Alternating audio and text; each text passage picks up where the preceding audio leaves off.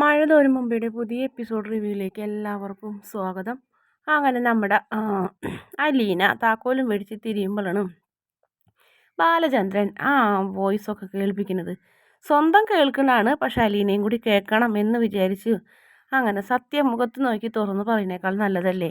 എല്ലാം വ്യക്തമായി കേട്ടു. ബാലചന്ദ്രൻ സാറിൻ്റെ മാറ്റവും എല്ലാം ഇത് തന്നെയാണെന്ന് മനസ്സിലായി. താൻ ആരാണെന്നുള്ള സത്യം ബാലേന്ദ്രൻ സാർ അറിഞ്ഞു. അതോടുകൂടി അലീന ആകെ തകർന്ന് അവിടെ തന്നെ ഇരുന്ന് പൊട്ടിക്കരയുന്ന അലീന ഒരുവിധം കരഞ്ഞു കഴിഞ്ഞപ്പോൾ വരുന്നത് വരട്ടെ എന്ന് വിചാരിച്ചിങ്ങനെ സമാധാനിച്ച് താക്കോലുമായി പോകുന്നുണ്ട് വൈജയന്തിൻ്റെ അടുത്തേക്ക്. താക്കോല് കണ്ടോടുകൂടി വൈജയന്തിക്ക് സന്തോഷമാവും. വേഗം ഡോറ് തുറന്ന് പോ എന്ന് പറയും. ഇല്ല, ഞാൻ പോകില്ല എന്ന് പറയും. പോകില്ലെന്നോ? എന്നോടല്ലേ പോകാൻ പറഞ്ഞത്, നിനക്കല്ലേ താക്കോല് കിട്ടിയാൽ പോവാന്ന് പറഞ്ഞേ. പിന്നെ എന്താണെന്നറിയും മാഡം, ഞാൻ മാഡത്തിൻ്റെ കാല് പിടിക്കാം, എന്നെ ഇവിടുന്ന് പറഞ്ഞയക്കരുത്, എനിക്ക് ഇവിടുന്ന് പോകാൻ പറ്റില്ല. എന്തായാലും നിനക്ക് മുകളിൽ പോകുന്നത് വരെ നിനക്കൊരു കുഴപ്പമുണ്ടായില്ലല്ലോ, മുകളിൽ നിന്ന് വന്നപ്പോഴുള്ളൂ നിനക്ക് ഈ വേഷം കെട്ട്, മര്യാദയ്ക്ക് ഇവിടുന്ന് പൊക്കോളണം എന്ന് പറയുന്നു. എന്നിട്ട് കൈ വലിച്ചൊന്ന് തന്നാലുണ്ടല്ലോ എന്ന് പറഞ്ഞിട്ട് കൈ ഇങ്ങനെ അടിക്കാൻ വേണ്ടി ഇങ്ങനെ ഒഴുകി തൊട്ട് പോകരുത് അവളെ എന്ന് പറയും. നോക്കിയപ്പോൾ ബാലേന്ദ്രൻ മുകളിൽ നിന്ന് അവളെ തൊട്ടിട്ടുണ്ടെങ്കിൽ നീ വിവരം അറിയുമെന്ന് പറയും.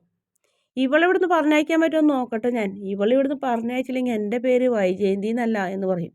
അല്ല, നിൻ്റെ പേര് വൈജയന്തി എന്നല്ല, ഇപ്പോൾ നിൻ്റെ പേര് കൊല്ലപ്പള്ളിയിലെ കൈതയ്ക്കൽ മാളിക വീട്ടിലെ പട്ടിക്കിട്ടേക്കിട്ട് ഞാൻ എന്ന് പറയും. അല്ലാണ്ട് ബാലചന്ദ്രൻ്റെ വീട്ടിൽ വൈജയന്തിൻ്റെ പേരില്ല, വേണ്ട, സ്ഥാനമില്ല എന്ന് പറയും.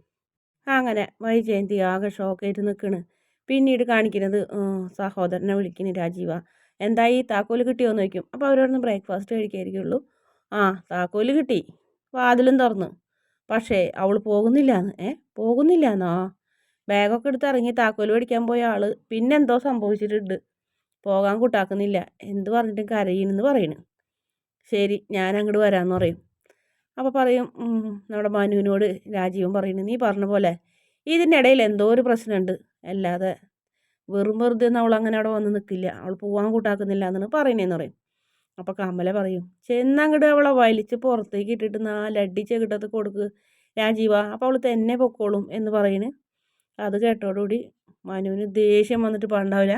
മനു ഇങ്ങനെ കടുപ്പിച്ച് അങ്ങോട്ട് നോക്കണം അമ്മനെ. അപ്പോൾ അതോടുകൂടി കമല പിന്നെ വായടയ്ക്കും.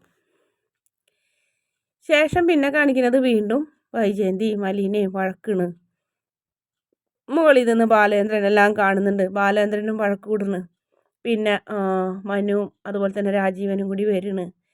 രാജീവൻ വന്നിട്ട് വൈജയന്തിയോട് സംസാരിക്കുന്നുണ്ട്. ഇവളവിടെ നിന്ന് പറഞ്ഞയച്ചിട്ട് ഞാനിവിടെ നിന്ന് പോകുള്ളൂ എന്ന് പറയും.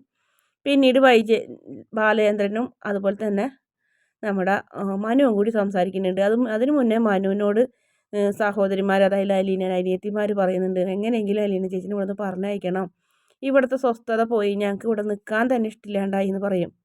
അങ്കിളിനോട് ഞാനൊന്ന് സംസാരിക്കട്ടെ എന്ന് പറയും. പിന്നെ മുത്തശ്ശിയോടും ചെന്ന് പറയും, യുദ്ധം ആരംഭിച്ചിട്ടുണ്ട്, അതായത് വൈജയന്തി പോക്കരും ബാലേന്ദ്രൻ പോക്കരും എന്ന് പറയും. ഇതിൻ്റെ ഇടയിൽ അലീന കിടന്ന് പെടുന്നുണ്ട്.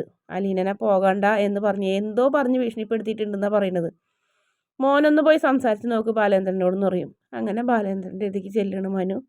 ചെന്നിട്ട് ഇങ്ങനെ പറയണം, അങ്കിളെ ഇവിടെ ഒരുപാട് പ്രശ്നങ്ങളുണ്ട്, എന്താണെന്ന് അങ്കിൾ തുറന്ന് പറയാത്തോടത്തോളം എനിക്കൊന്നും അറിയില്ല, നിങ്ങളുടെ പ്രശ്നത്തിൽ ഞാൻ ഇടപെടുന്നുമില്ല, പക്ഷെ അലീന ഇവിടുന്ന് പോട്ടെ, അലീനയ്ക്ക് വേറെ എവിടെയെങ്കിലും ജോലി കിട്ടുമല്ലോ, ഇവിടെ ആൻറ്റിക്ക് ഇഷ്ടമുള്ള ആരെങ്കിലും നിർത്തട്ടെ, അലീനനെ ഇവിടുന്ന് പറഞ്ഞയക്കി, അല്ലെങ്കിൽ കുറച്ച് ദിവസത്തേക്കെങ്കിലും മാറ്റി നിർത്ത്, പ്രശ്നങ്ങൾ അവസാനിക്കുമ്പോൾ കൊണ്ടുവരാമല്ലോ എന്നറിയും. വേണ്ട, അങ്ങനെ അവളെ തട്ടിക്കളിക്കാനുള്ളതല്ല, എനിക്ക് അവളിവിടെ വേണം. വൈജയന്തി ഞാൻ തമ്മിലുള്ള പ്രശ്നം അലീന പോയാലും പോയില്ലെങ്കിലും തീരില്ല, പിന്നെ അവൾ എന്തിനാ പോകണം? അവൾ പോകണ്ട, അവളിവിടെ നിൽക്കട്ടെ. മാത്രമല്ല എനിക്ക് വൈജയന്തിക്കെതിരെ കാര്യം നീക്കാൻ അവൾ വേണം. അവളെ വൈജയന്തി ഒരുപാട് ദ്രോഹിക്കട്ടെ, ഒരുപാട് ഉപദ്രവിക്കട്ടെ, എന്നാലോ ലാസ്റ്റ് സത്യങ്ങൾ അറിയുമ്പോൾ അവൾ വേദനിക്കുള്ളൂ, കൂടുതൽ വേദനിക്കുള്ളൂ എന്ന് പറയും.